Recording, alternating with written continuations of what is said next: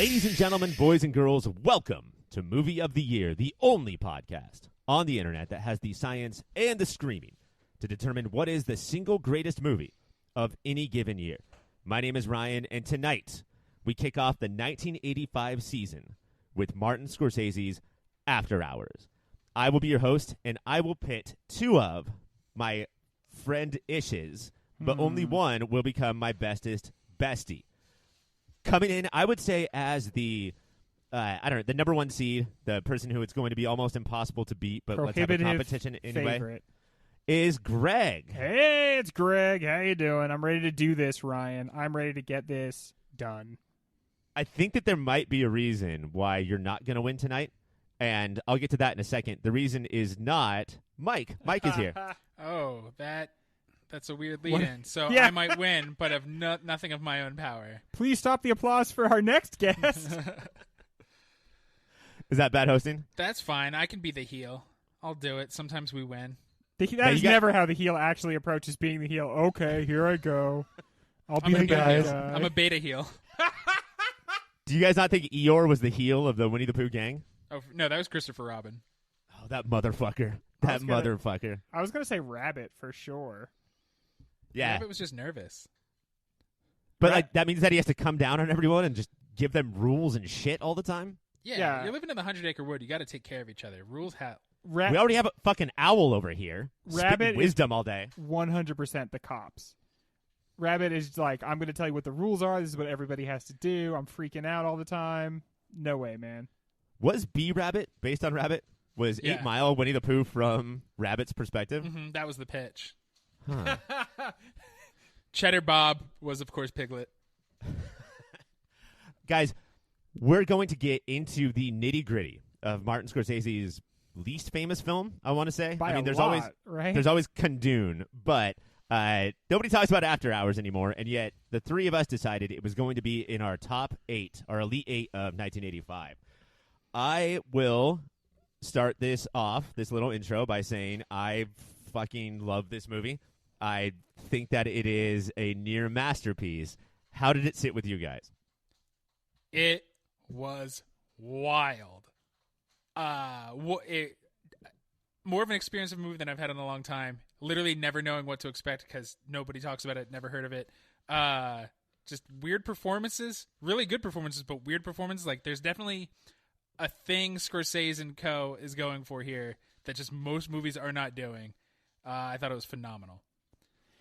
I thought it was an impressive movie, and I thought it bordered on greatness at times. I think there's a lot of potential there. I feel like it didn't fully commit to what it wanted to do in some aspects. It was weird, but maybe not weird enough sometimes, or too weird if you're not going to commit fully, and we'll get to talk about that.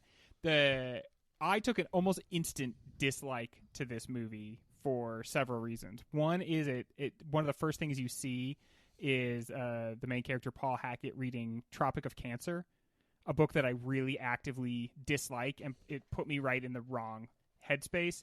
Tropic of Cancer is a book that is about it's kind of like an artist exploring sexuality and existentialism, but it has a really, in my opinion, deeply unhealthy relationship with sexuality, especially male and female relationships, like how men view women and everything. It's really kind of, I find it gross.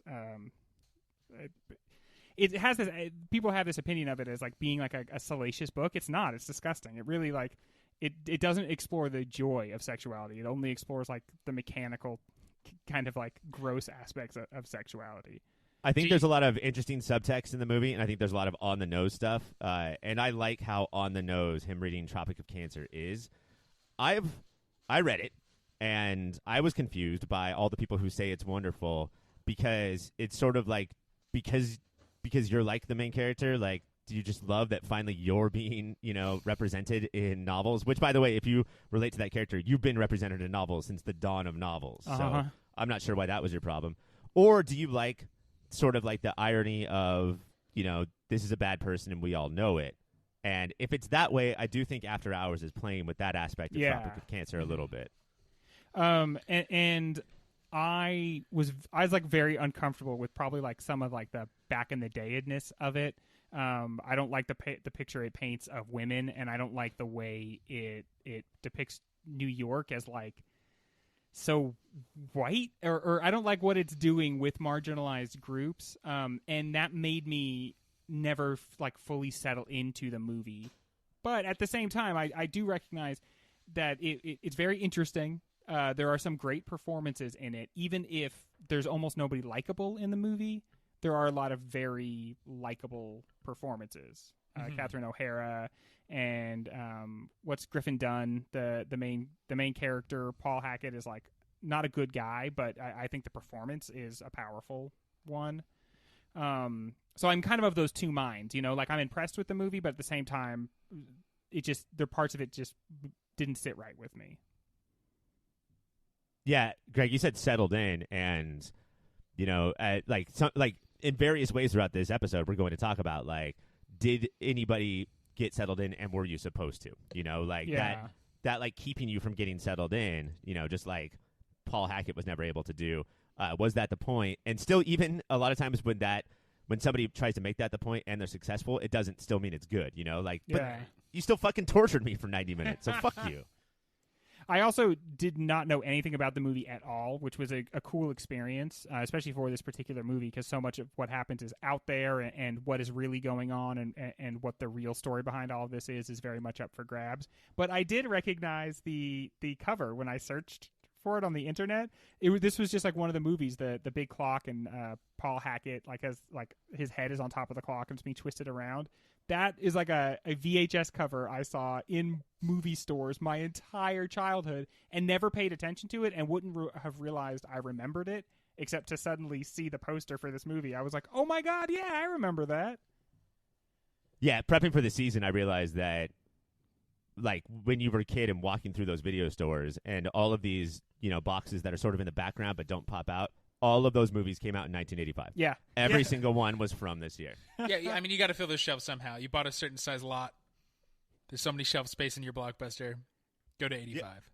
The other thing, too, that I want to get into later is the Martin Scorsese of it all before you watched it. Like, you guys said that was the only thing you knew about it going in, right? Was that it was Scorsese. And did that put more pressure on? Were you, like, watching it with a different eye because you knew this was the guy who made The Irishman, a movie that's better than Little Women? Oof. Yeah, it's weird to lie like that in an intro of a show, but it definitely is. Like, all I know is Scorsese, not gangster. The only Scorsese, not gangster I know I've seen is Shutter Island, and so I'm like, okay, so he's known for when he's not talking about gangsters, the movie's not as good. That's interesting. Even though I liked Shutter Island, has a bad rep. And yeah, it was mostly like, okay, so in my head, this is kind of a directorial exercise then. And holy shit, enjoy it. I haven't seen Shutter Island, but I know one or two things about it, maybe some of the big things about it. And this movie is actually an interesting companion piece to that one. Like, I think when you get to the end of this movie and you have the same question you do like several times throughout the movie with it, which is, what the fuck is really going on? And I think that Shutter Island, asks that same question. There's like every few movies, Scorsese's like, fuck you, I don't just have to make movies about gangsters. I've seen a David Lynch movie. I can do this. I read short stories. It's David Lynch, but a lot of it, too, is, like, he's so influenced by European directors, but every once in a while, like once a decade, he'll still be like, no, Hitchcock, Like, that's the guy who inspired me more, and Shutter Island and After Hours could both be different types of Hitchcock movies. Right. All right, we're going to take a break. Enough of this, like, just barely talking about the movie. We're going to take a break and then fucking talk about this movie.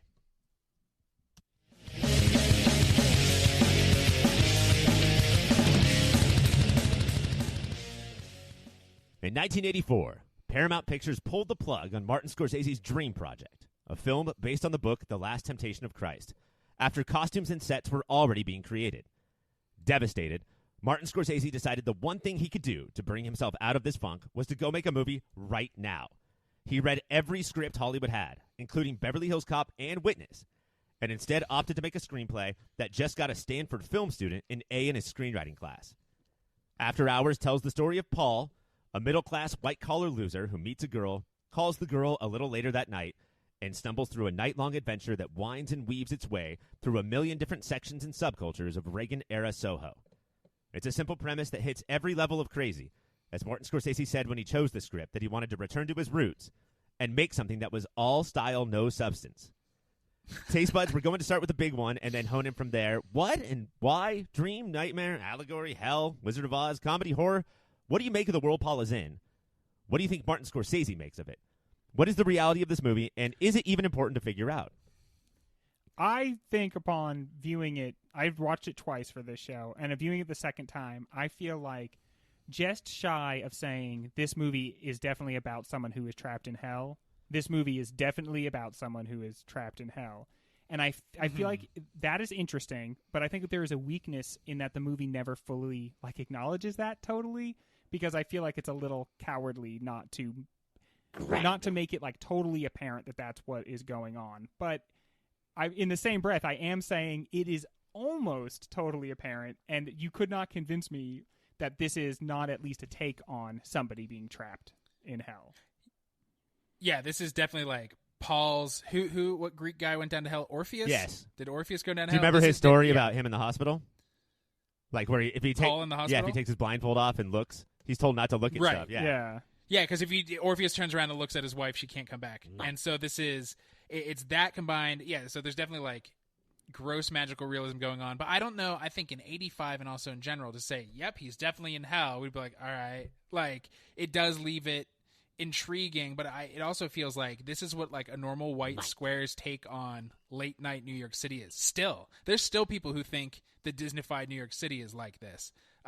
If you walk around, you're like, oh, you'll see all kinds of crazy shit, and you really won't. So it's just Paul's a square. He's just not a number cruncher, but a word processor. That's his job. This feels like Only in New York, the movie. Yeah.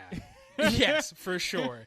And so this is if you're a square and you decide to explore New York at night, watch the fuck out, man. And I have a question about where he is supposed to be, because I had different feelings about this throughout the movie. And I mean, literally in New York. Soho. At this time, I imagine it is in the process of being gentrified, so it is both kind of a little bit rough and a little bit avant-garde, and still a whole wave of white people are moving in, and I'm assuming also a largely gay crowd based on the fact that this movie sprinkles in a lot of gay iconography. But is that what Soho is? Right. A area on the up and up, a nice-ish area? Yeah, currently I think Soho is a huge shopping area. We're 30 years later, Soho just is crazy gentrified. It's There's one giant Lululemons. Kohl's. Yeah, it is the nicest store you could think of. But that makes sense that 30 years ago, if the start was, so the artists are here taking over massive lofts. Yeah. And so there's still a cool edge to it. What I've heard is that one of the crazy things about this movie is that if you're a cocktail waitress or a bartender, you can afford to live here.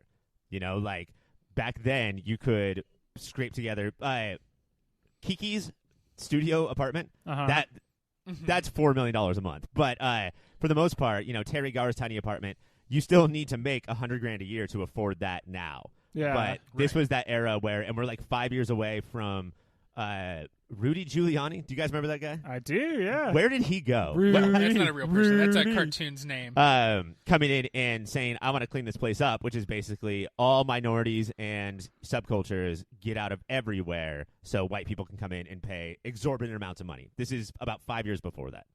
But so he's trapped in this part of New York and simply can't get home because his money has flown out the window. But Ryan, do you think that it is supposed to be something supernatural or dreamlike is happening, or it's just that's a mood that the movie is trying to employ? Yeah, I mean, I think that, he wants to make this farce and he wants to make this cartoony thing and he wants to get away with everything, and that's the thing I feel, yeah. Mike, you said director's exercise, and usually that's so derogatory, but instead I sort of think oh, okay, so Martin Scorsese can literally make anything and I will watch it and love it because his director's exercises are different than Josh Trank's.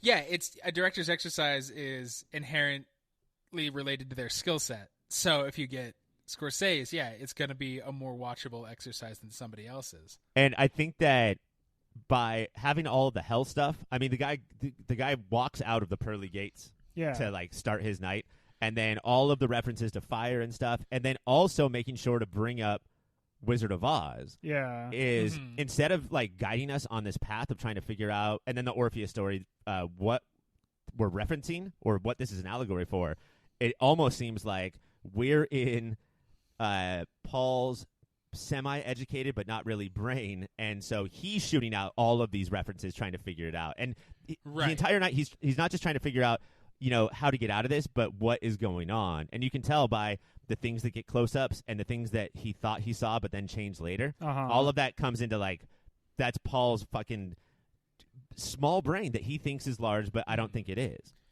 And I think, like, if you're afraid and a square and new like this, he attaches himself to the MacGuffin changes throughout the film, but it is showing like he needs to exercise, he needs to employ a plot here, because he can't just be wandering a city. It has to mean something. He has to be after something, whether it's keys or a bagel paperweight. Like, he's like, no, I have a purpose here. So it's just like this fucking boring, bland dude searching for a in that way, though, when he could just go to bed. It's kind of an allegory for capitalism, right? Because he's kept moving constantly, but what he's really seeking is just to be able to like stop moving, but he can't because he's caught up in this system, and so he like perpetually is moving until he's finally just delivered right back at work again. So it seems like a critique of like modern or 1985 capitalism in that way. That, and I mean, he loses all of his money right away. And you're not supposed to do that in capitalism. And then also he has so many opportunities for major freakouts. But his biggest one is when the subway guy says you're supposed to have this amount of money, not the small amount of money that you have. And then he fucking loses his shit because he was just told that you are worthless. You don't have the amount of money you need to make me think of you as being a person. And that it changes, like something from on high changed the rules last minute. They said at midnight it switched over, and he's like, "What are you talking about? How does that even work?" And then later on, he meets a guy who says, "Like they changed the money or they changed the fare on the subway. Do you believe that?" And the guy's like, "Yes, we all knew." I think there's also a big clue in his conversation with the bouncer at the bar, Berlin. Because this scene is one of two instances in which this movie lifts something in a plagiaristic manner. But that scene is like something right out of Kafka. Literally, there's At the Gatehouse, I think it's called, a Kafka store, or a Kafka story. It's not Kafkaesque. He actually wrote it about someone trying to get through. The most Kafkaesque. Yeah, that's as Kafkaesque as he could possibly get. But their words, as I'm sure you could tell, like a little stilted in that conversation, and it's because they're taken from this Kafka story where a guy is like trying to basically get past one guard, and there is that sort of Kafka level of like super hyper reality where at first you think you're reading something that is like a very mundane story, but by the end of it you realize there must be kind of something supernatural going on. And I think that informs a lot of this as well. There's one of the other famous reasons or movies that this is famous, especially in Scorsese's oeuvre, is that he had almost nothing to do with the script. And the thing that he's credited for, because he'll get the script and he'll just rewrite it and do whatever he wants. But one of the only things that he changed that is rewriting those lines in that one scene that you're talking about, Greg, where he just took somebody else's lines. Like, I mean, that's the least amount you can do in a script is hit control copy on a Kafka thing and then paste it in the script. That's the least amount you could do now. In 85, that was very hard. That's true. You had to literally paste onto the script those lines. You had to type in the file prefix. But the whole thing, like the Kafkaness of that, it's exterminating an angel is what it reminded me of. Like, he cannot leave this 5-block radius in Soho, and he doesn't know why. Right. He thinks he should. But it's interesting, like, and this is why this is a definition of hell, is he thinks he wants something and he cannot get it, but then anytime he gets something he doesn't want it, he freaks out and doesn't like it. Yeah, he's either moving towards something that he is pursuing or moving away from something that he's like afraid is going to get him. And that thing might be just a woman who is like slightly older, like just barely out of her prime, and he is like horrified by her. The waitress Julie, like, what I'm interested in part in the unreality is because it would inoculate the movie against several very offensive things it does, which we'll probably talk about later. But like, the character of Julie would be very offensive if she weren't just supposed to be like an allegorical figure or a demon or something like that.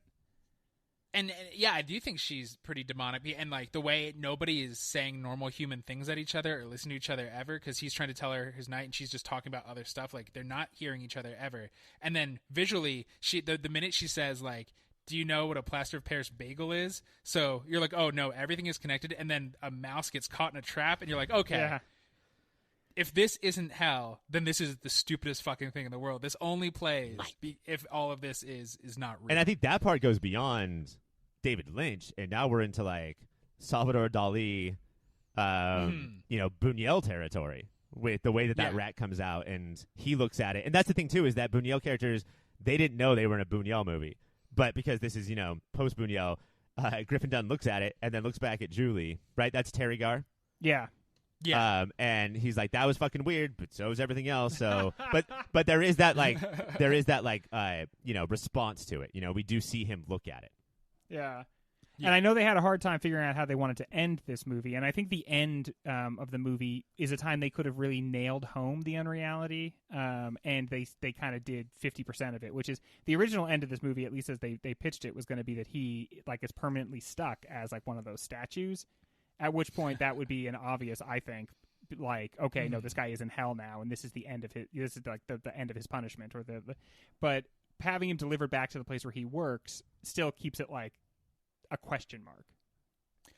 But I guess because that feels very Sisyphean, right? Yeah. So we're still playing with the Greek or Tantalus. part of Tantalus would be the other one I think of with right. this guy, because he's constantly wanting something and think like it's not that he doesn't get what he wants; it's that he's always thinking he's just about to get what he wants, and then as you said, Mike, it gets maybe switched for another MacGuffin, or it moves away just as the moment when he is reaching to grasp it, Or he realizes the thing he wanted is awful now that he's closer to it.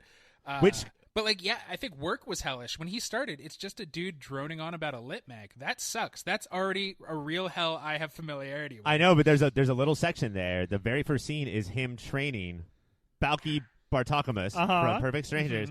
And Griffin Dunn seems happy. Like, hey, man, it's cool that you're working here. I'm stoked to train you. And then Balky brings up that this is not permanent, and then that's the thing that like shatters Griffin Dunn's world. That like now he's like, oh fuck, was that an option? I didn't even know that. I can never be happy again. Yeah, but it seemed like that he was sort of appeased in his life. Yeah, he looks around at that moment and he sees like wedding rings and people's families, and he's like, wait, I am totally like moribund here. I don't want anything more and I don't want anything less, and so I'm just stuck and stagnant.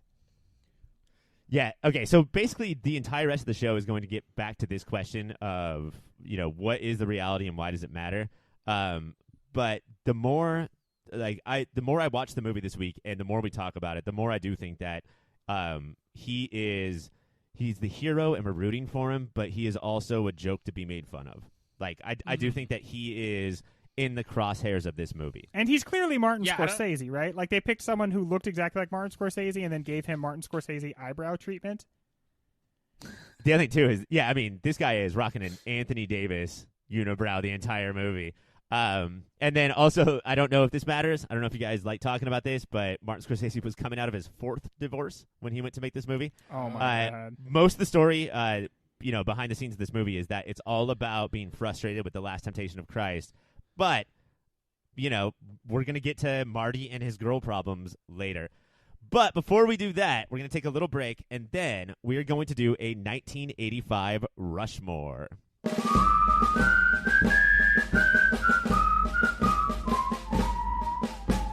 Mount Rushmore! That's right, guys. It is Rushmore time. Rushmore is where we dig into the year that was 1985 and take a little break from talking about After Hours. The movie never gave it to us, so why don't we give it to each other? Rushmore is a mountain with 4 famous presidents. What we're going to do tonight is we're going to come up with the 4 most iconic heads that should represent the television of 1985.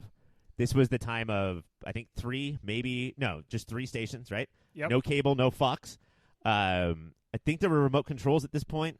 I think everybody was on antenna, and so it's a lot easier to get on the Rushmore in this year because you have almost no competition. There can only be 4. If you get one on, then you get a point. Greg, you're going to start it off. Who definitely has to be on this Rushmore mountain?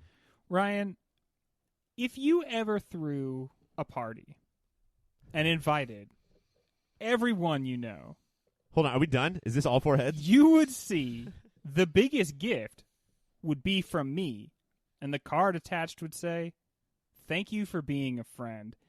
A movie about 4 older ladies. Sorry, Martin Scorsese. I don't know if these women are going to be in their prime for you or not.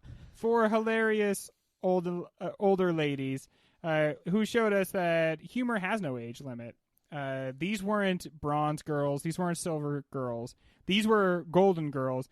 I think people think it's like a camp thing to say that Golden Girls is a good show. Golden Girls is fucking hilarious. Like one of the funniest shows of all time.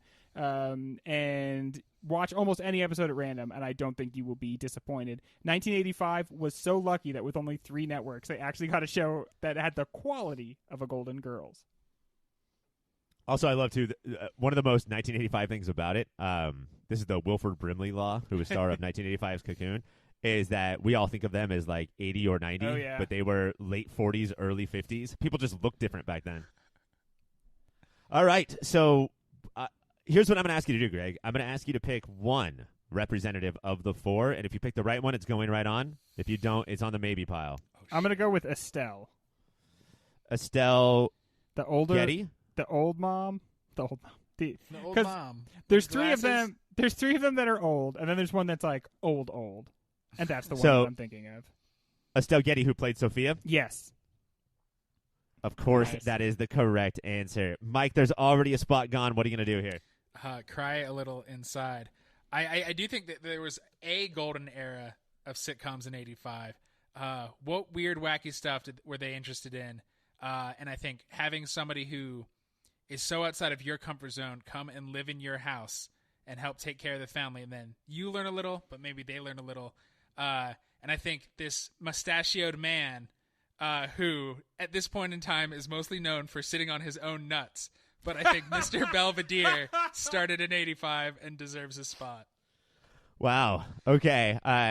There was a couple of things that I was hoping for. I don't want to fill up the mountain super quick, but I was hoping so much that this older gentleman that sat on his teen nuts would be brought up at some point in this show. And, Mike, I have to give it to you. Yes. Now, Twitter teaches us that they had to stop filming for a number of days because of this.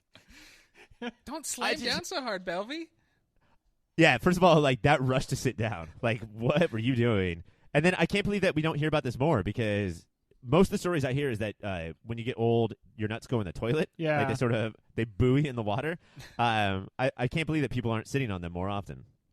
Maybe it's an underwear situation. Mm-hmm.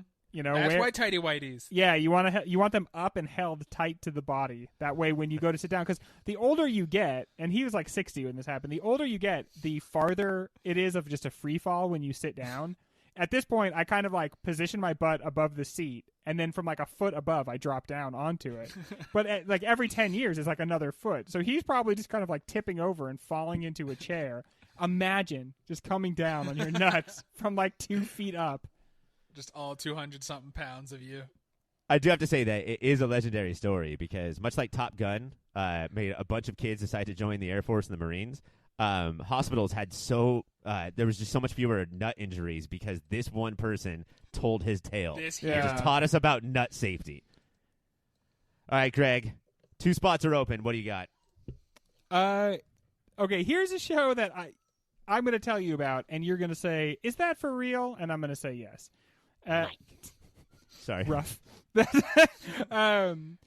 was a show led by Steven Spielberg that had the great filmmakers, or the great filmmakers directing episodes, and then great film stars, and like the stars of 85 were on this show. It was episodic in nature, and each episode was like the self-contained unit. So it was not episodic. Each episode was its anthology own story. show. Yeah, anthology, yeah. And it was a critical darling. It won 12 Emmys. And people might forget it exists because nobody fucking watched it in its day, and I'm not sure why. It's called Amazing Stories. I remember this from my childhood. Specifically, I remember the episode where the guy is like in the ball turret under the plane, and the landing gear won't go down because it's World War II and the plane got shot up. So he draws himself, in the plane, and the plane has big cartoon wheels, and then in real life, the big cartoon wheels pop up. Like that is an amazing story. It is an amazing story. It's basically the show was like an Outer Limits or like a Twilight Zone, or something like that. But it was Steven Spielberg, and then it was like all these big directors and all of these major actors. Every single episode, if you go on the Wikipedia, you'll see has major actors. And just I think because it was an anthology, people were just like, nah, not interested. Do you remember the episode called Mirror Mirror? No. No, that was written by Joseph Minion, the screenwriter of After Hours, and directed by Martin Scorsese, the director of After Hours. Oh, wow. Is that true? That is true. That's a crazy fact. We should have talked about the fact that Joseph Minion stole this story from something he heard on NPR, which he used to be able to do back in the day, because, like, what's the chance that anybody else heard it? But have you guys heard this? That he heard this monologue on NPR in 1982, and it was about this guy goes to a deli, meets this really quixotic woman who is like, my roommate makes these bagels and cream cheese out of paper mache. See, that's the thing, is that when you steal, you're like, no, I didn't. I probably did, but you can't prove it. Paper mache bagels and cream cheese? It's right you're there. fucking busted. That's a fingerprint, you got y'all. busted.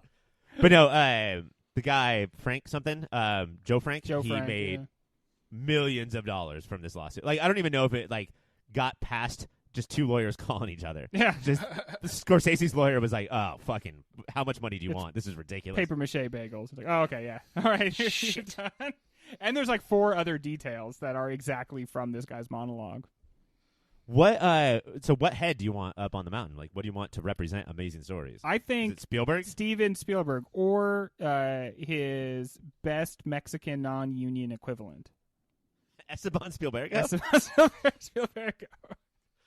All right, I do have to put that on the maybe pile. Which is Mike, what do crazy. you got? Which is crazy in and of itself. I understand why you do it, but like, this should have been the biggest success in TV history. Yeah, they're trying to relaunch it I again, know. and On Apple TV. on Apple TV, and Jordan Peele also relaunched Twilight Zone on CBS Access, and I don't know if it's the type of show, like if we're just not down with anthologies, but they just don't work anymore. It's because on Black Mirror, they've got politicians fucking pigs. So, Yeah. like, I think that now the bar has been set either very high or very low. I'm not sure where the bar goes for that, but... Different. It just goes different. Mike, what do you got? I can't think of anything more 1985 than a normal sitcom family brings somebody in and their lives get changed, but maybe so does yours. And this launched this year, and I think for a seemingly little girl, and then the 85 was also obsessed with science fiction, but for a voice input child to change your life so much, and then you realize maybe Vicky does have a soul. I think Small Wonder deserves its place on here. God damn, every single thing that you need from a sitcom from 1985. Yeah, the sci-fi leanings, the fucking neighbor who's just peeking through every single window because she has inklings that the daughter might be a robot, but is somehow never able to prove it. Either prove it in one episode because it's very easy, or don't give a shit. Yeah. But it was like 6 seasons of her like peeking through windows. Breaking the law, because she's a Meanwhile, peeping Tom. She's like, I think Vicky's a robot. And Vicky's like, error. I am not a robot. I am Vicky, human. And she's like, I'll prove it one day, Vicky. Or her retort of, I am not, you are. And that broke that neighbor's brain. Like, shit, are we all robots? And then she just takes a piece of glass and like starts cutting her arm open to see the circuits. Ex Machina style. Remember, Vicky could just lift the sofa right above her head so that you could vacuum under it. That's so wonderful. Look, guys, I'm going to be honest. Like, Cheers was on in 1985. We could put Sam Malone on here, but he was the star of, like, a decade. Vicky was specifically the star of 1985, and we never heard from her again. She is on the mountain. Yes. Greg, what do you got? We got one spot left. Okay, wow. There's a lot of stuff here. A lot of stuff I could go with. So Let's go to speed round. I am going to throw out one of the cartoons. 85 had great cartoons. They were basically all just commercials for action figures.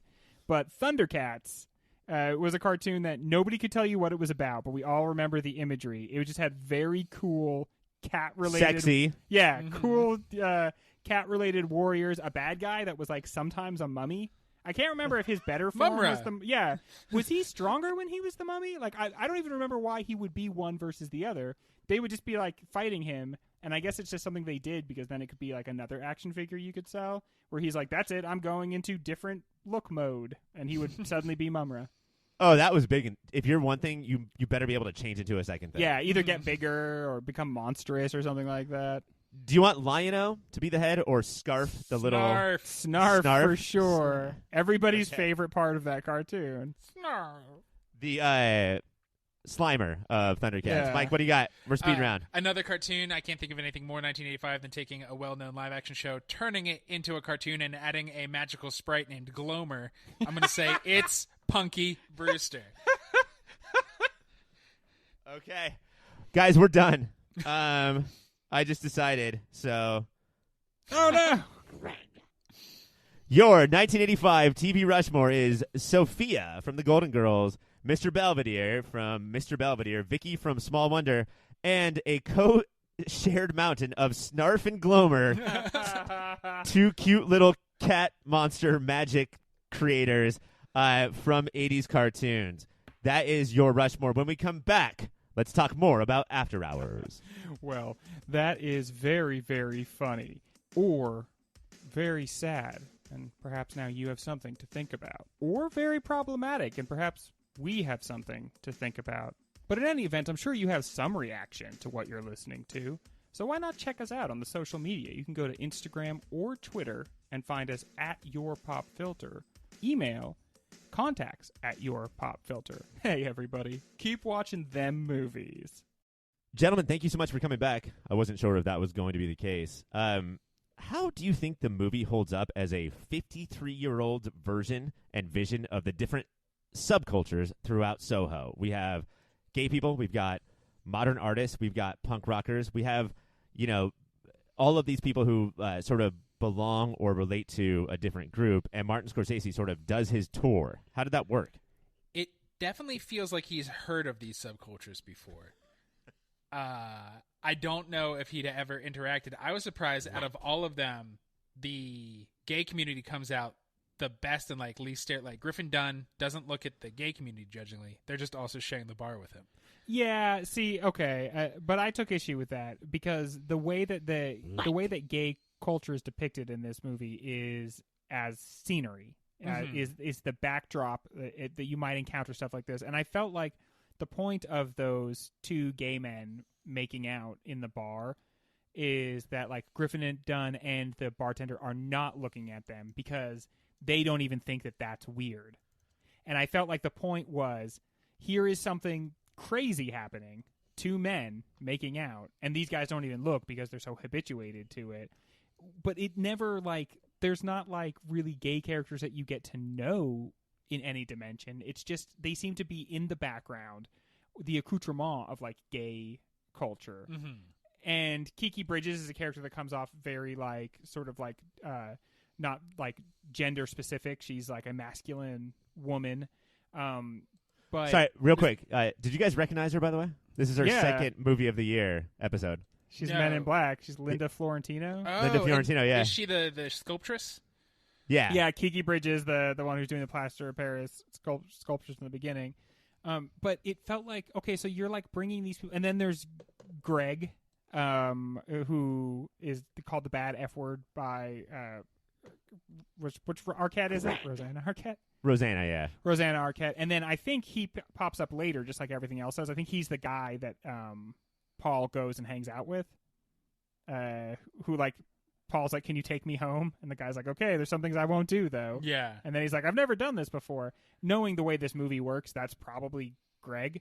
But, I don't know, you bring up gay culture so many times. What is the movie doing with it? And is it offensive if it's just window dressing?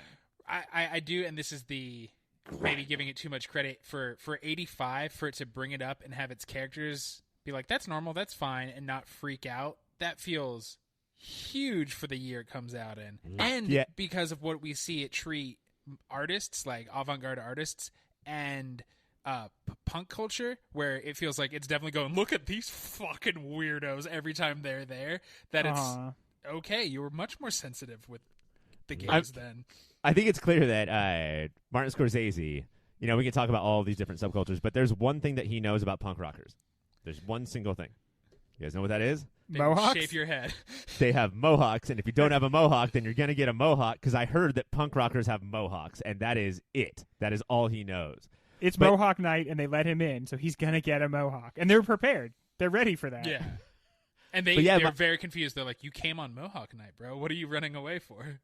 Maybe throughout this season, we'll learn that 85 was actually super sensitive to gay people, and that in other movies that they were more three-dimensional characters. But I agree, Mike. The fact that, like, when it's and they're, like, straight-up 80s village people, like, biker, yeah, that's the leather, absurd gay. thing. Yes. And then it's John Hurd and the bartender and then Griffin Dunn, and the four of them are sitting there, and they are just four humans. And the fact that it's not played for a joke, there's not that Police Academy saxophone solo, there's not like somebody saying, oh, I better not drop my soap around these guys. I think that, that adds to, like, there's so many people in Soho making Soho weird. These two are not it. These are not part of it. I do think it's being played for a joke, though. I do think that it's supposed to be a joke that those two guys are making out in the background of a scene, and I don't think it's supposed to be a joke because any two people are back there making out. I think it's supposed to be a joke because two gay leather daddy guys are making out and rubbing each other's nipples and everything. I think it's supposed to be absurd and a joke. And then I do think that we have another gay couple in this movie, the one that initially accused Paul of being the robber, the person who's going around. And there, it just seems like two guys who they reminded me a little bit of the much more offensive guys from Seinfeld. Seinfeld, yeah. But no, I think that they were just two characters who were concerned about the building and then also were gay, and I didn't see the jokes that I expected from a 1985 movie. Yeah, I get what you're saying, Greg, about the leather daddy ones, but because we get that couple and Greg, that it does almost feel like Scorsese is going, look, there's nuance here. Like, there's different facets of gay culture. It's fucking baffling. If this came out today, I would not be calm about it. I'd be like, that sucks, man. But it just feels in 85 and how he deals with them versus how he deals with punks and artists. And it's silly to put them all in the same kind of category, but it's a defter touch than I would have expected. I mean, I guess it's defter than Police Academy would be the example, right? Because that's the bar that we should all try to achieve. And maybe it's more nuanced than I'm giving it credit for, because I guess those two, the guys making out in the bar, also then when they find out that Marcy has killed herself, they act very human and compassionate about it. They don't there's no joke there. They're just suddenly two people who were like, oh my God, this sounds really awful. What a terrible thing that has happened. And based on Paul's history in this movie, I would expect him to roll his eyes or move a seat down or oh, is everything crazy? Now boys are kissing boys? Where am I? And instead, the four of them just have a conversation. Yeah. Let's get to the other thing. Along with Eternal Sunshine and Eyes Wide Shut, After Hours is at least the third movie we've covered that reimagines New York as almost exclusively occupied by white people. What is the effect of this repeated washing of New York? Are we attracted to these movies, the three of us? Yeah, no, I think it's clear historically black folks just didn't show up until 2000 in New York, and so that's not these movies' fault for showing that. I was shocked that not even throwing normally movies would be well, we'll make the cab driver black, or the subway token, it's not even doing the normal bad job other movies. Yeah, It seems like it seems almost pointed. I found myself looking in the backgrounds of scenes, and there are a couple of black punks, which is cool because that's an underrepresented group. But in the Berlin, when it's full, there's some black punks. But for the most part, Mike, even as you said, even in a non-woke movie of the 80s where you would expect to see them, and it made me think of Eyes Wide Shut and Eternal Sunshine of the Spotless Mind, because why? What does it mean? What are you saying? And I got thinking about 85. This is either the very beginning of the drug war or the drug war has just started. And what we're seeing in culture at this time is something that's happening in society, which is just this disappearing of black people as they get put into the system. And part of what makes it palatable is if culturally there's that same big disappearing act. And this movie is part of this very awful tradition of just absolutely erasing black people from existence. They're not even part of any part of this movie. Yeah, it's bad in any movie, but for these 3 New York movies we've dealt with, that's anytime somebody talks about the good things about New York, it's the diversity. So to drain it of one of the few good things in this trash fucking city is crazy. Okay, here we go. I can't earn points, so I can sort of say whatever I want. So here's my defense. Eternal and Eyes Wide Shut, both winners of Movie of the Year. So I do think that this predicts that After Hours will win this whole thing. They're all like fever dreams. What's real? What's not? This is crazy. I don't know what to believe and what not to believe. But I do think that After Hours is the most product of the main character's brain. And he hasn't ever been in contact with his life, at his job, in his apartment, in his area. He hasn't come in contact with black people, so he can't even imagine them existing in this, whatever this is. That's a fine argument, and I know you love Scorsese, but, like, one, this is not an issue just with this movie. This is an issue with his entire career. And, dude. And I do think if you wanted to make that point, then at some point fucking make Griffin Dunn deal with that. Right? Yeah. Like, otherwise it's like, oh, I was trying to say that. Were you? I think you just cast all Because there's no white textual. people. Yeah.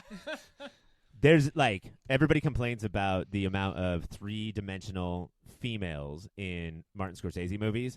And I get it, but I think I can come up with that list that they exist way quicker than black people. Like, Samuel L. Jackson gets killed in, like, the first 4 minutes of Goodfellas, and that is sort of the end of the list.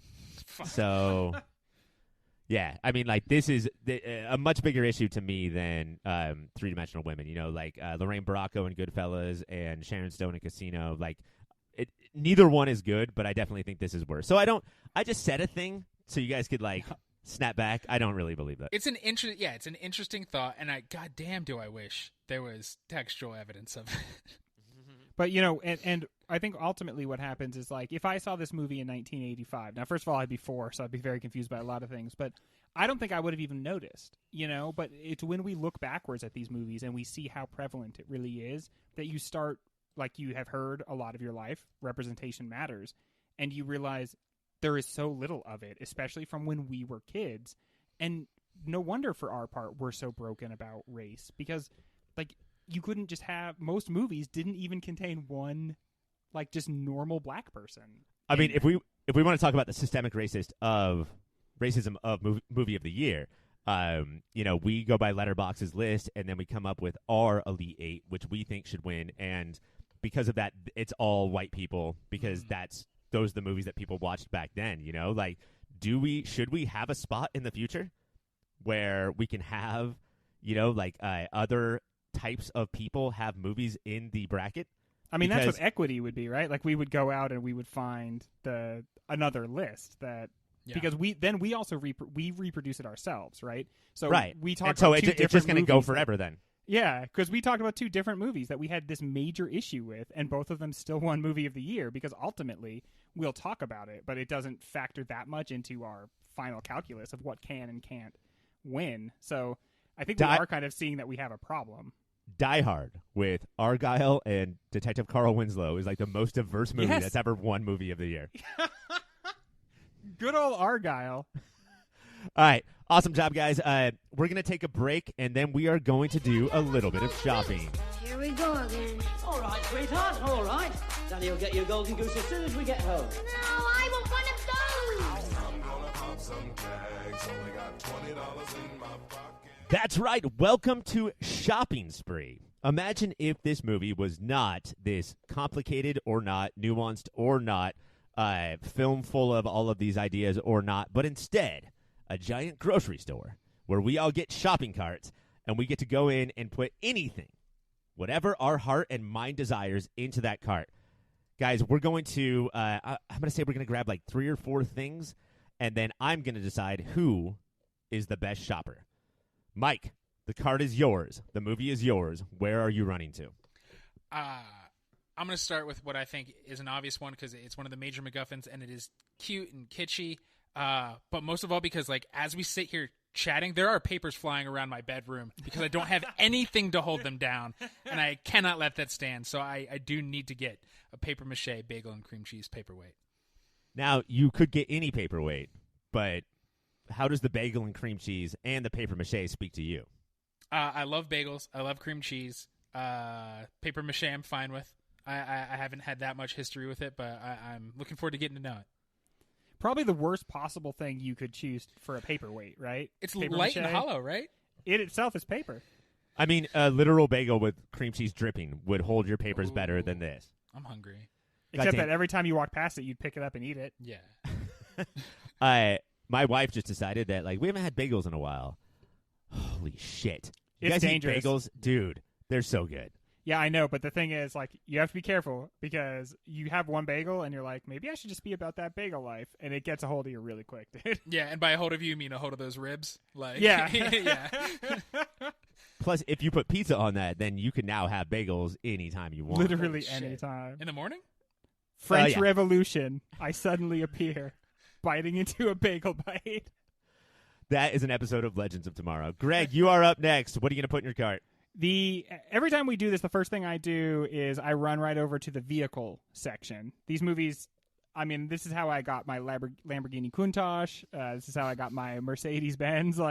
This movie does not have quite the same choices. I am going to go with the panel van that Cheech and Chong drive in. Cheech and Chong, of course, playing themselves, and I believe they provided their own van. It's a broken down van, but panel vans are cool, and I thought that could be our superhero mode of transportation. The panel van. We all to the panel van, and we all run and hop in it and drive off. Also, there's no windows in that van, so anything you want to do in there is just your business. Like sex? Like poop? Like sex, you could smoke the marijuana, you could paper mache, you could do whatever you want.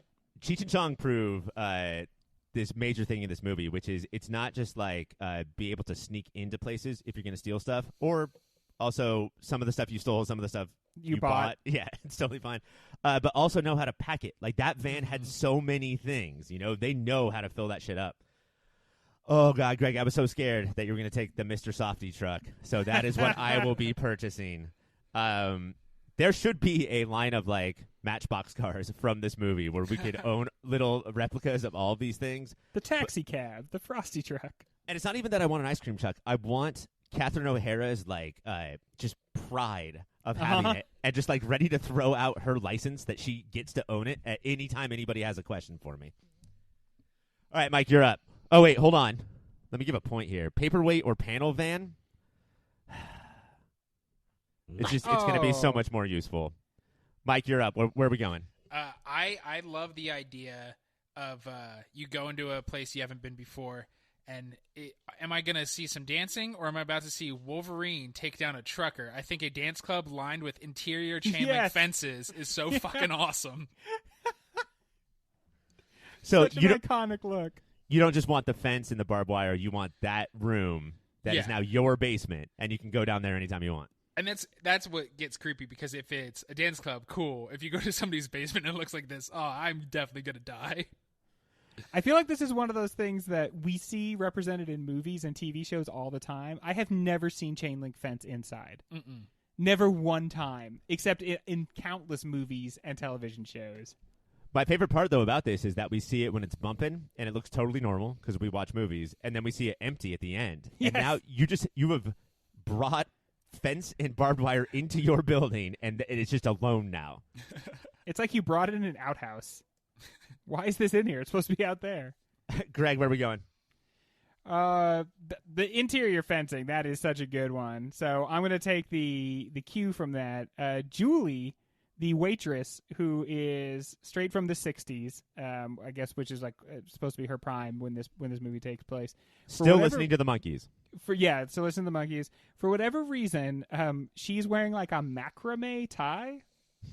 And I don't know if it's part of her work attire or if it's supposed to go with that dress. It's never really explained. It's very small. It goes down about 6 inches, and it's just a macrame tie, and she's just wearing it her entire time in the movie. And I want that tie. That looks nice. I'll take that. This is why it's so easy to shop for you on your birthday. I have to find a company that will line Mike's entire house with fences, and I can just whip up a macrame tie for you. I'm going to go with the papier-mâché Scream statue. I know that they're confused as the same throughout the movie. There's two. They don't look alike at all. But I'm going to go with the final one, which is just hands on head and little eye holes. And I don't know if I'm going to go in it. No, I'm going to go in it. Every once in a while, I think I'm going to go in there. As a treat. When he gets put into that, there's this moment where the movie starts to. There's a couple times where this is going to happen, but there's this feeling where it might pivot towards horror. Uh-huh. Yeah. And he's just going to be stuck inside this thing forever. And when he finally does break out of that, I think we in the audience are as relieved as he is. I mean, when we see the first papier-mâché statue and it goes from his, the way that the camera goes from his POV onto the statue, that is horrifying. That is straight up horror movie. Mike, you're going to take that down again. Mike. Yes. Greg, you're up. This is your last pick. Where are you going to go? Well, a lot of good choices here. There's the $20 bill. I thought that was neat. There was a remote control with big chunky buttons from the beginning. I like that. But here's what I'm going to go with. I'm going to go with the Griffin Dunn massage package. And here's why. He knows a few moves. He instantly puts Kiki Bridges to sleep with either his story or his massage. And then he does that cool thing where he doesn't rape her, which shows that he's a gentleman. But yeah, the Griffin Dunn massage, man, he knows a few moves. But Rosanna Arquette, a recent rape victim, says, "What'd you do to her?" And he's like, "Oh, nothing." And she's like, "Oh, okay, cool." He also has that move where she pulls down one bra strap, and then he's like, "Oh, well, then I'll just do the other one." Hello. Yep. He has come to have sex with her roommate, and he's like, "You know what? I'm going to also try to have sex with you."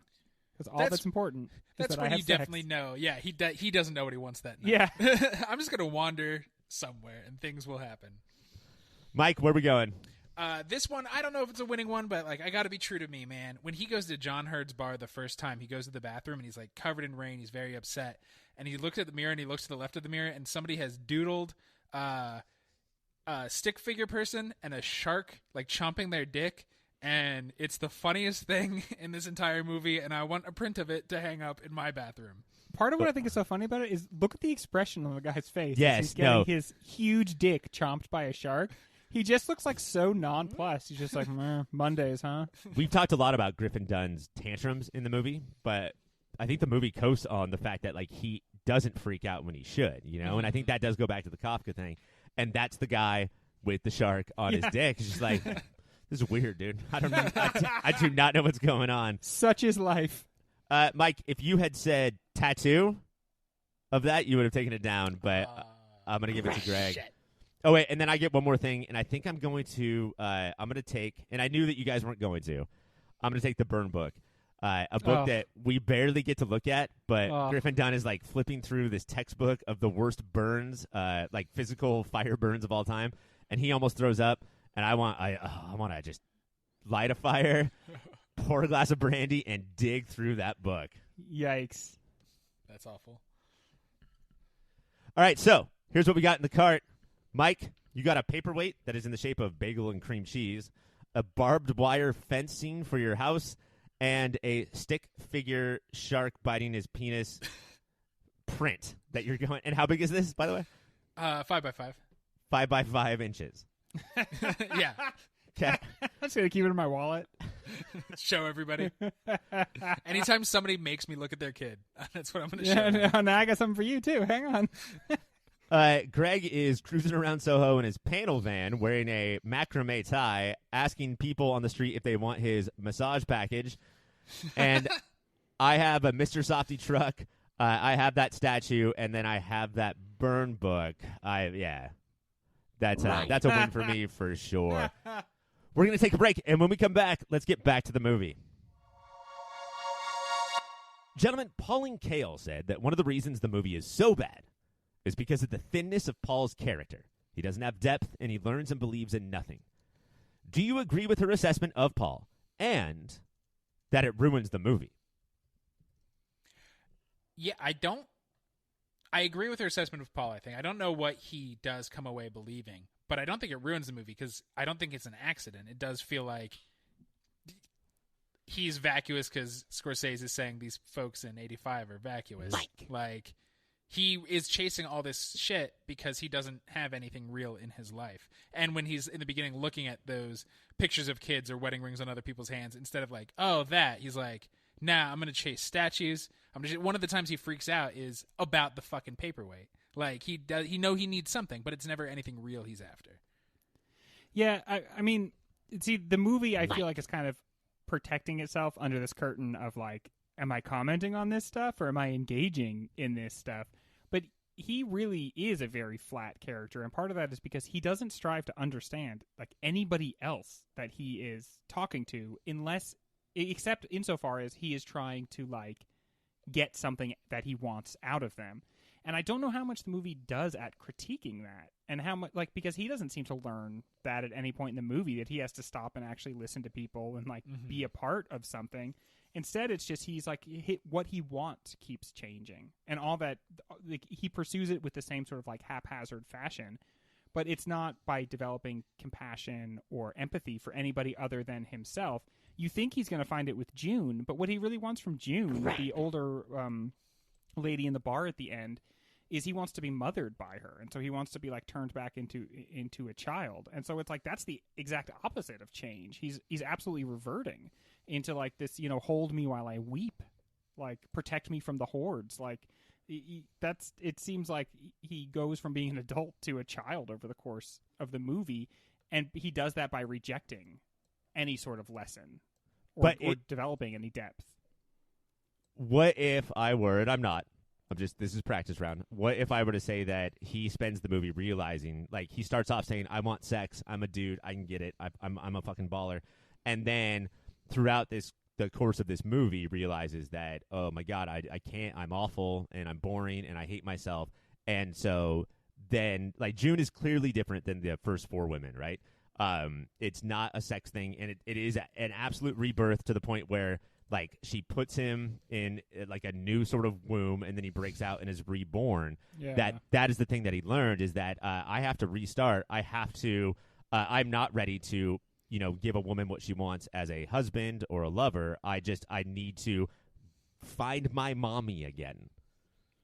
Yeah, I mean, they could sit on that a little bit more, because the making June his mommy is very clear. I mean, every woman stands for like a different aspect of femininity in this movie, and because of that, it's troubling because they're all two-dimensional, because they're just supposed to be like avatars of a certain type of woman that maybe Martin Scorsese or the screenwriter ran into at some point. And so then ultimately to like go all the way back to mommy feels like the most reductive thing you could possibly do. She's the woman, right? Like, and she's coming in to rebirth him, but we don't get to see what sort of knowledge he actually acquires from that rebirth. We don't see what new Paul is like. And like, so this is not super textual, but going off of everything else in the movie, it does seem like Paul thinks he's reborn, but because he didn't engage with anybody, he's like, I think so many people are like, I'm going to change now, and then nothing happens because you got to do the hard work. But see, that's why hard night in Soho, so he thinks he's going to be completely different now, and he's just going to keep pulling it up. That's why I think he's in hell.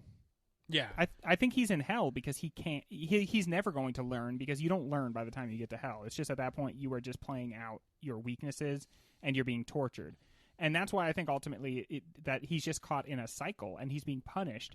And it's through that lens that the movie actually is less offensive, because then, of course, all these people are just kind of two-dimensional because they're just instruments of his own private torture. Again, to bring it back to the Kafka story, the last thing the guard says to the guy in the Kafka story is, this was your own personal entrance constructed just for you. This hell is Paul's hell. It's constructed just for him. So maybe he doesn't have to learn because that's not available at that point. And yeah, it's his own personal hell. And like, I don't want it to be literal when we say that it's hell. Like, there are hell references. Like, it's not just the Orpheus story, but then also, who's the guy, the cab driver is like this other character who will like, take you to Sharon, the fairy Sharon. man? Yeah. Sharon? His name's Sharon? Yeah, Sharon Stone, the fairy guy. So yeah, there are all those allusions, but like, it's not the hell, that we typically think of. It's just closer to what you said, Greg. You create your own personal one, and what we have stripped you of all of the things that you held dear. You thought you were cool because you had this job and you made this money and that you're white and that you're a dude, and then you've come to find out that, like, no, you're hopelessly alone, and all the stuff that you thought were cool actually are terrible. Like, you're actually worthless. And there's a famous critic, Robin Hood. let's say Robin Thicke said that this is the ultimate straight white male nightmare because you go from your land to a place where it's just strong females and gay people, and like now all of your power has been completely and then the money thing, it's all sucked away from you.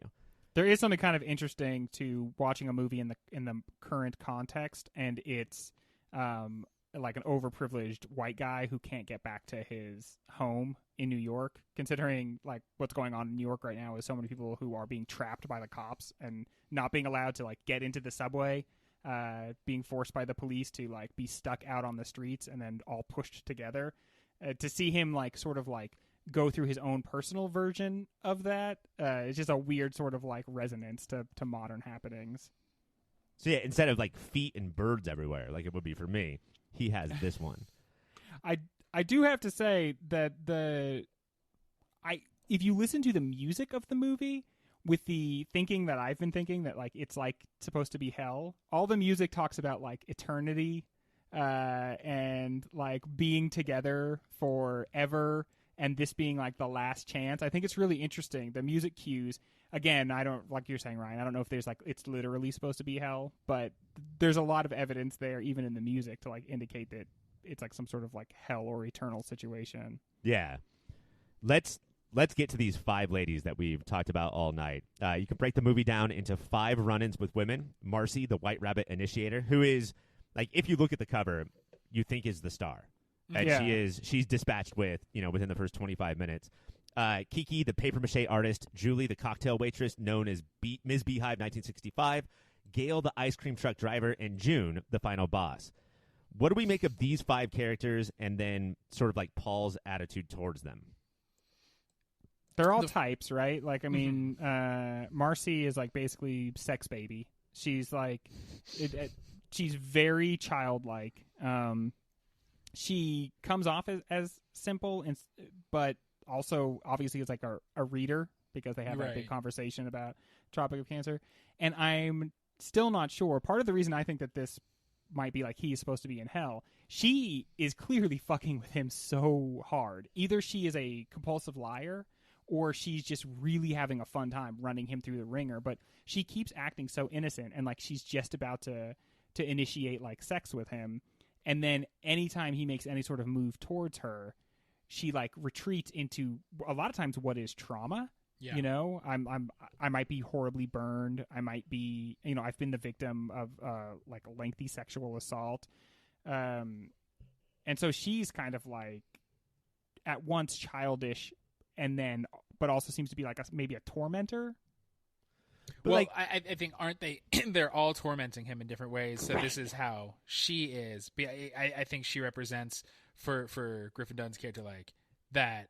The innocent victim. Like, he's trying to come in here and save her, so he thinks he's a big fucking hero man, and that means he deserves to get that sex. And he knows shit about her. Yeah. Or what is going on with her.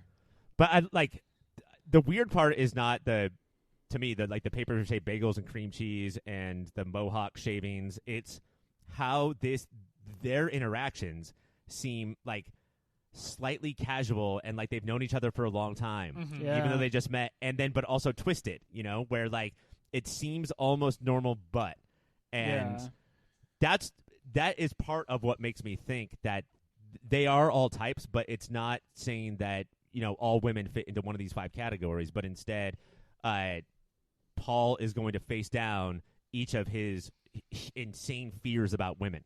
Scott they're going Pilgrim style. Yeah, exactly. they're going to represent all of the reasons why he's single, and it's because he is scared shitless, and then passes that off as like macho men are better.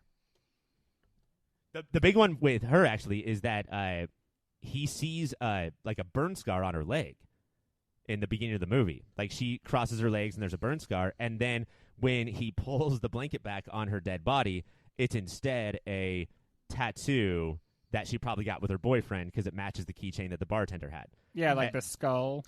And so what he's seen as like experience and coolness and I don't know, like boldness is actually he sees as like scars, as like things that like your body is damaged because you have this past, which is a common fear of dudes when they talk to chicks. Yeah.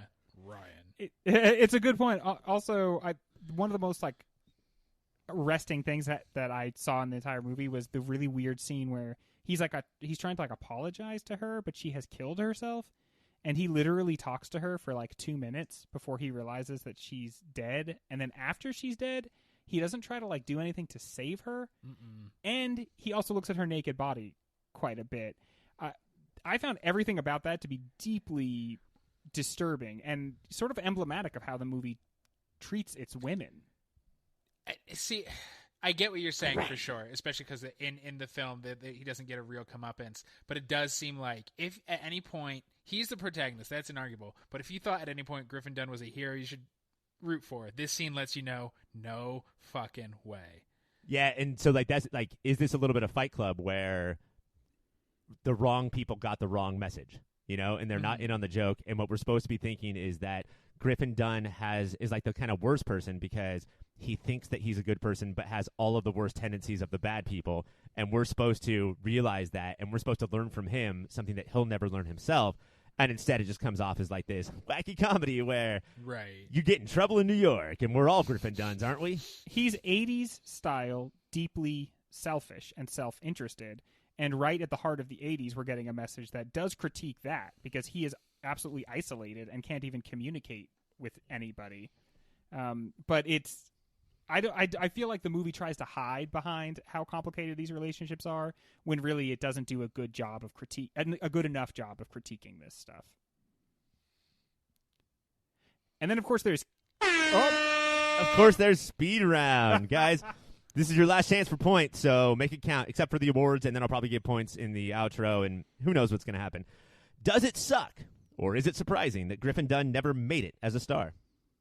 Yeah, I think I could watch this guy forever. I find him a very compelling actor. There's something almost wooden about a lot of the performances in here, and once it clicks that it's on purpose, watching him not be able to be a human, you're like, you're making all those choices, and that's bananas. Yeah, I have issues with this movie, and I have issues certainly with the character of Paul, but the issues don't extend to the performance of Griffin Dunne. This guy, I can't believe he disappeared. I mean, he was on that HBO miniseries I Love Dick, and he's very good with Catherine Hahn. Yeah, and he's very good in that, and that's a cool show. But yeah, it's man, where's our Renaissance? I think the whole character and why he's great can be summed up, like the selfishness and the whiteness and everything. And also his like delivery, why he's so good, can be summed up where he watches a woman murder her husband from across the apartments, and then it's like, oh, I'm probably going to get blamed for that. Is this just Leisure Suit Larry, the movie? Okay. He's wearing like a leisure suit, right? And all he's doing is he's going through a series of misadventures trying to put it in, and he never quite can. Like, I mean, did they seriously make those games based on this movie? Yeah, it's just like so many adaptations don't understand the point of the first one. And so they're like, that's what people wanted from After Hours, right? Let's just watch this weird guy. This movie as plays Greg out, said, get it in. This movie plays out like a point-and-click adventure. You have to go get the keys, then you equip the keys, and right? Like, yeah, it's so episodic and mission-driven. Yeah. Is Soho just Monkey Island? Is that what the whole movie's about? I fucking love the Monkey Island series. I miss it, guys. We hit on this a little bit, but I want to make it personal. Would you guys be as calm as the man in the drawing on the wall of the bathroom if a shark was biting every inch of your gigantic penis? Honestly, dude, that guy's my Patronus right now, because society is just absolutely biting all of our dicks. And as much as like people are fed up by it, there's also this air of just like 2020, dude. I mean, what else? What else you got? Like, if a shark bit my dick at this point, I would be like, yeah, it's 2020. Sometimes a shark is just going to bite your dick. I don't like it, but you know, what are you get bent do? out of shape. A shark biting your dick feels very like 1997 to me. A bunch of sharks learning how to walk and then going around and biting everybody's dick as their plan, like they figured this out as a group. That's 2020. Yeah, it's clear that it represents this year, because we heard about murder hornets a month ago, all kind of laughed and then stopped hearing about it. But something's going on with the murder hornets. Dick sharks. Mike. John Hurd, the bartender, walks out of the diner to tell Catherine O'Hara that Paul is inside. Is this the moment when they meet, fall in love, have Kevin McAllister, leave him home alone, and then eventually lost in New York? Yes, and that why they are so weird in the Home Alone films. It's because this is their past, and they've been trying to be normal suburban parents for years. And this makes so much sense. Is the Home Alone series just set in hell? It's like two demons of one guy's specific hell fall in love and have a kid, and then that's why Trump is there. That's why Trump's in the second one, because it's hell. Can you imagine if the Wet Bandits were Joe Pesci and Griffin Dunn, and how much more the parents would have freaked out? Like, get out of our lives. All right, and let's do this one real quick. The ending was famously difficult for Scorsese to figure out. He discussed having Cheech and Chong drive him away and then roll credits, as Greg, you said earlier. The screenwriter added a scene where June becomes a giant. That's the mom figure at the end. And Paul climbs into her womb. He brought in Spielberg, De Niro, and De Palma to help him, but it was Scorsese's dad and legendary British director Michael Powell who gave him the ending that he got, with Paul falling out of the truck, breaking out of his papier-mâché prison, and going back to work. Did they pick the right one? I think so. Out of those three, the driving away is like too open-ended and not an interesting way, and the giant June womb crawl, I don't need to see it. I don't like, that's even more on the nose. I'll say this, if the movie did end that way, you guys would have heard of this movie before. Oh, yeah, for sure. I feel like there is something so true about the ending of him climbing into the vagina. That really is, his whole journey is to become more and more childlike. Instead of actually evolving, he's devolving until finally it's just like, okay, you've Benjamin Buttoned, you're right back. But obviously, I don't think you can shoot and stage that and everything. To me, the ending that works best is he becomes the statue. And it's supernatural, and it's weird, and then it rewrites everything that happened in the movie until then. But this is a story about a guy that is just so stuck. Even more than devolving, he is absolutely stuck. He is a statue. He is fixed in place. It would be the neatest, best ending. And I just think that ultimately it was so avant-garde that it was hard to convince themselves to do any. They picked the most normal answer, I think. They picked the most normal ending. That still kind of works. I mean, even though it's famous people, it still was straight up focused grouped and feels like a focus group ending.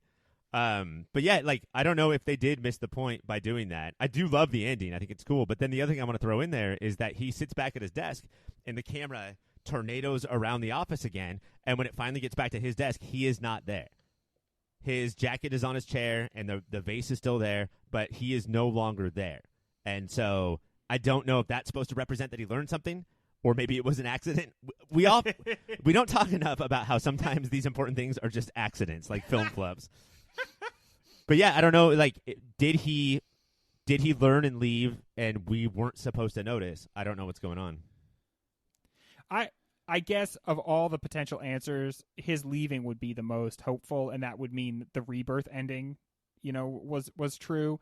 Or he is so disappeared because the whole movie was about how he hardly exists. And so the other way to look at it is just, no, he just like evaporates or something. Right. Once the Soho characters go away, then you should go away because that's the only thing that we gave a shit about.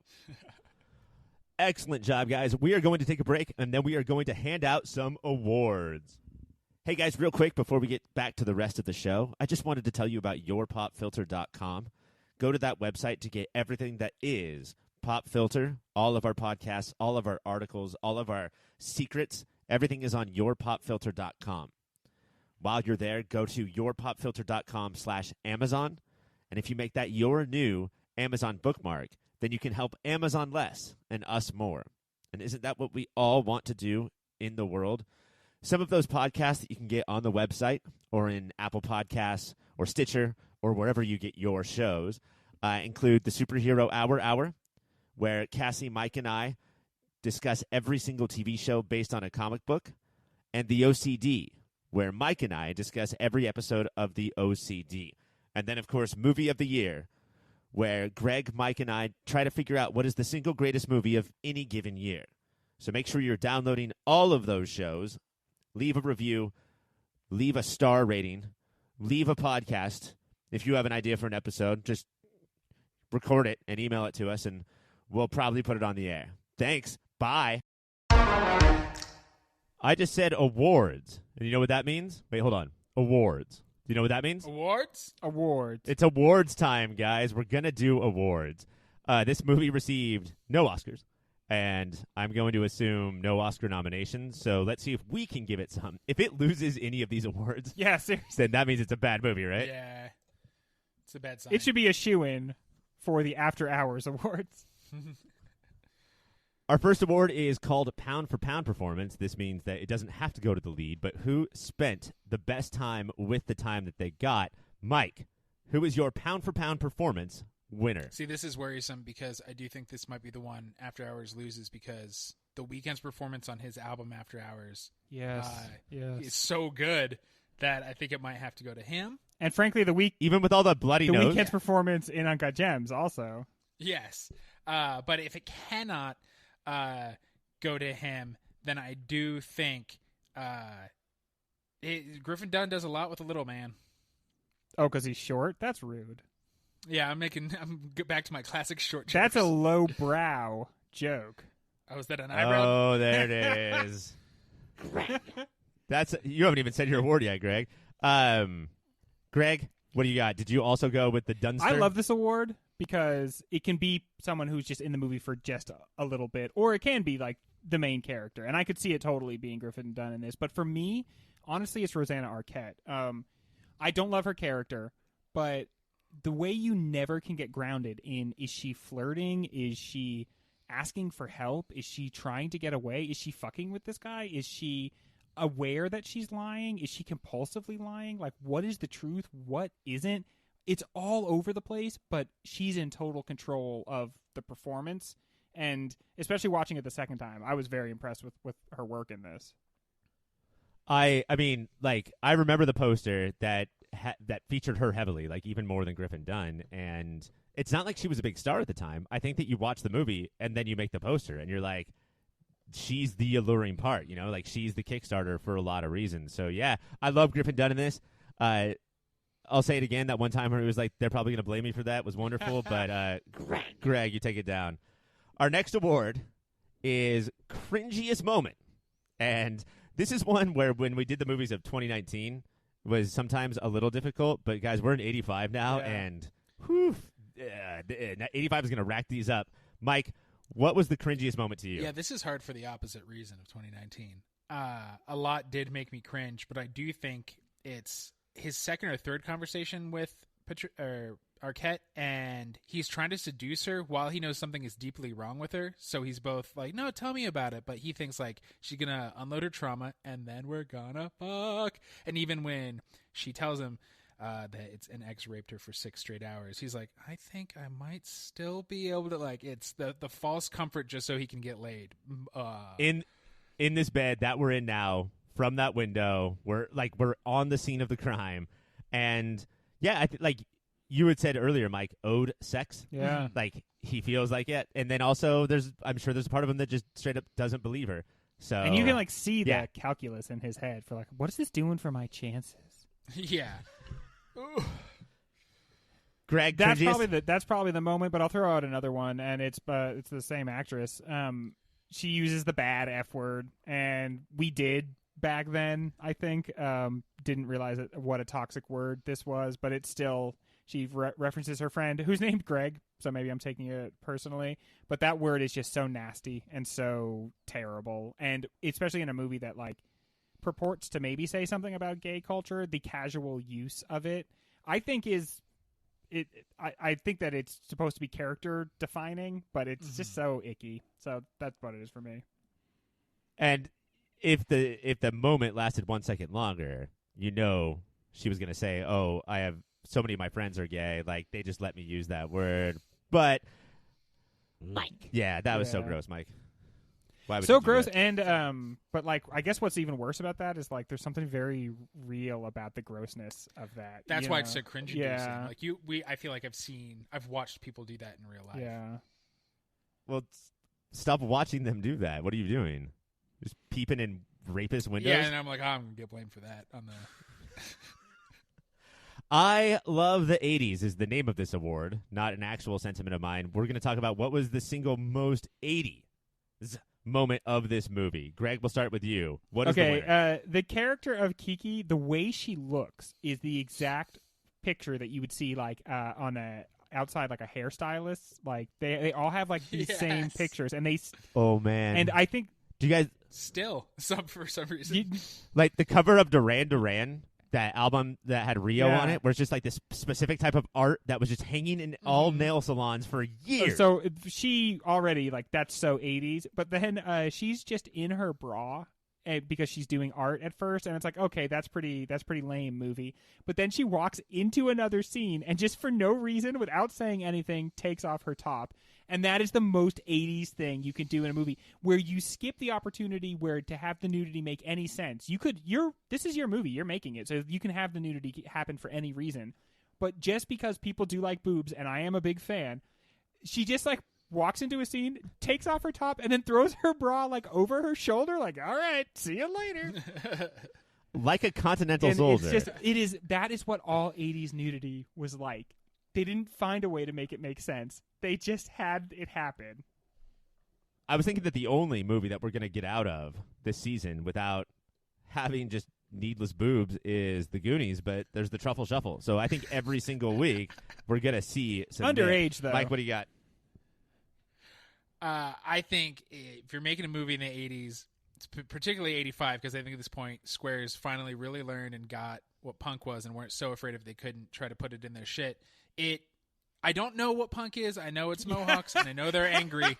But like, I don't think the music wasn't even particularly punk. So it was just style, and they're slamming each other into fences, and aren't they weird, and shaving each other's head. It was so surface level only punk. And then the other thing he knew is that if you're going to be at a punk club, you take the most handsome guy and you put him, raised above and shining a spotlight on the crowd. Did you guys notice how he fit in there? Yeah, like somebody at some point should have been like, Marty, baby, Bubala, you don't understand punks. And he was like, no, I got it. Mohawks. Mike, that is 80s as fuck. New York City. Is it a character in this movie? It is not. It's never been a character in any movie.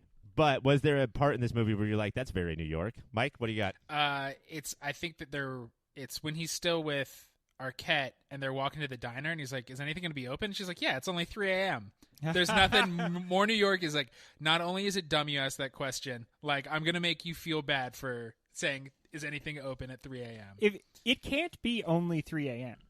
Like, there's no, that doesn't make any sense. Like, then it just becomes the morning, and then a place should be open. Like, if you're open at 3 a.m., you're open all the times. Yes. Oh, Greg, what do you Okay, got? for me, when I think of New York, I think of a lot of different terrible things, but one of them is New York City is a city that just everything is wet all the time. And in this movie, everywhere they go, even when it's not raining, everything is just so wet. And you're always looking at the water and you're like, what did that run down off of, and how long has that been standing there?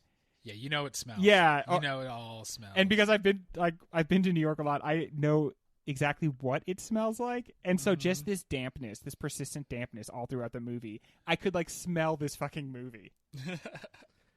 Is New York just one big like Disneyland dark ride where that style of water is just Yes. or like a log ride where like that water is just everywhere and you will become the Lizard Queen? It's like all the water is run through the same 25,000 garbage cans and just collects this like one smell that is like all garbage put together and then turned into water and then mixed with piss and then left out in like the humid warmth.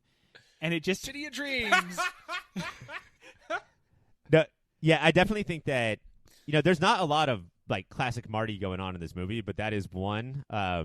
Like you need to be able to smell New York. And I know he's good at it because the Joker tried it. Anything that he's ever done that Todd Phillips also tried. So, yeah, Greg, you're going to take that one down. And then finally, guys, the man of the hour. We watched a 1985 Martin Scorsese movie. What was the one moment, his one move, where you were like, classic Marty?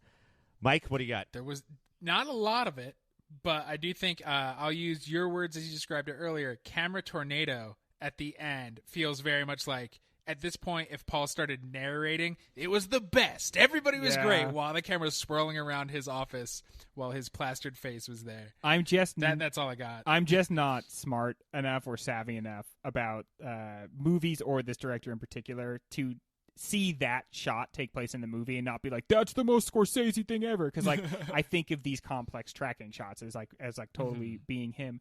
The thing that surprised me that I wouldn't think is very Scorsese-like, and you guys both kind of alluded to this, is he tried so many director's tricks, not moves, just director's tricks in this movie that simply did not work, and then they went with them anyway. There's this scene when she's going to go take a shower, when Marcy's going to go take a shower. He obviously wants to do this shot where the camera like swings up to her, and right as it gets as close to her as it's going to, she winks and then walks away. It's a bad shot. You shouldn't move the camera like this, in my opinion. But also, she doesn't wink at the right time. You didn't get the shot. You can't use that. You're like, as the audience, you're just like, oof, I really feel like film work is going on here.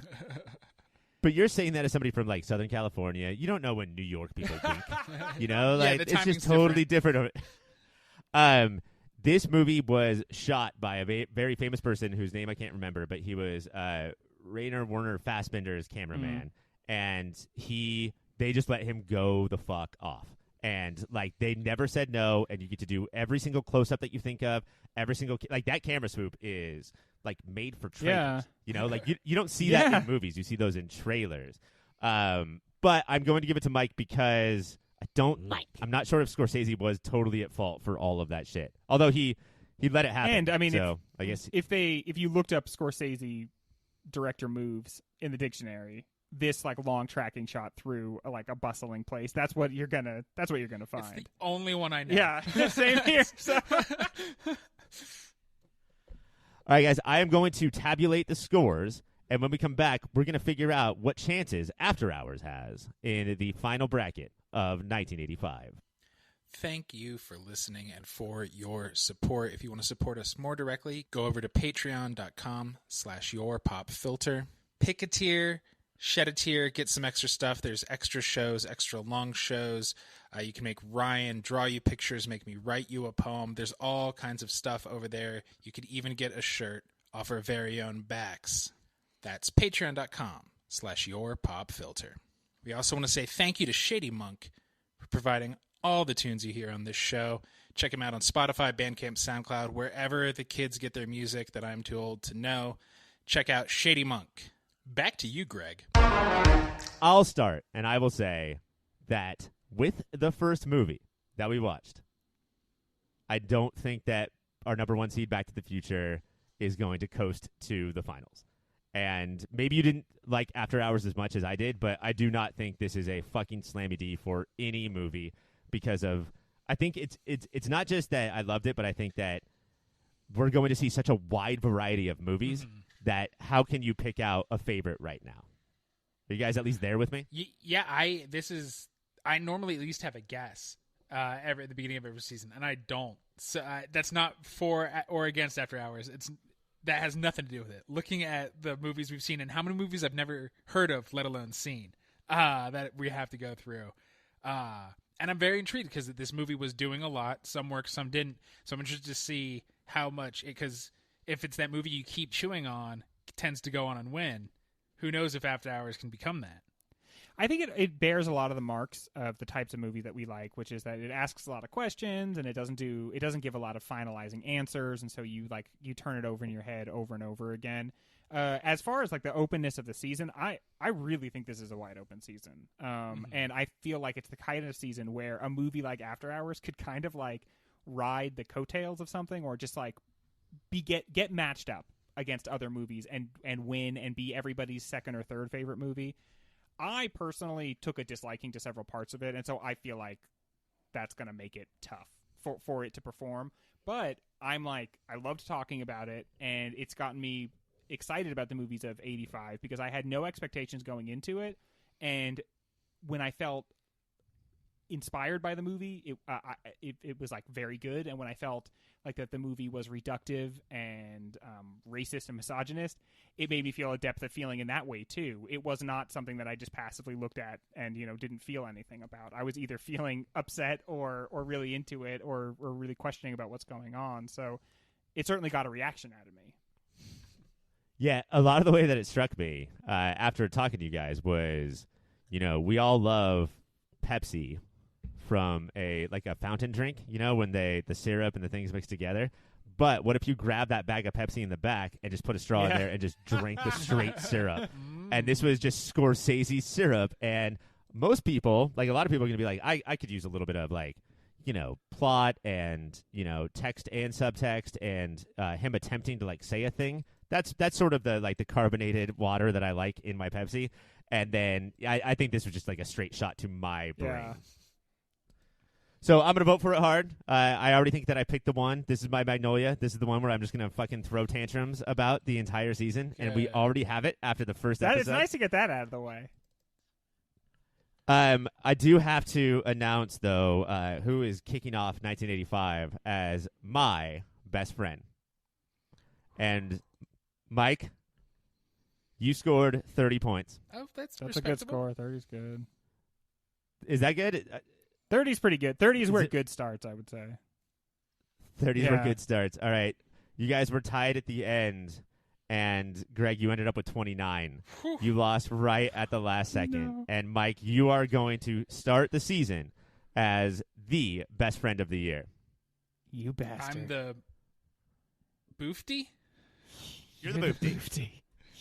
Which is something I've called you for years, and now I finally know why. Sense. That's one of those time ripples. Well, you don't know why that it just reached back. This was my first scored competition, and it's my first loss, and I plan to be difficult about it.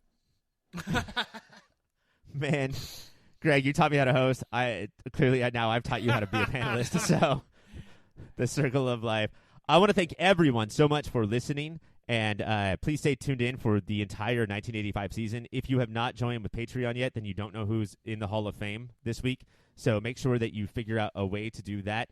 Next week, we're going to tackle the number one seed of 1985, a movie that we had just heard of and probably are going to be the first people to talk about. It's a little, it sort of gave birth to the whole Pornhub incest porn renaissance where a boy will kiss his mother or a mother will kiss her boy.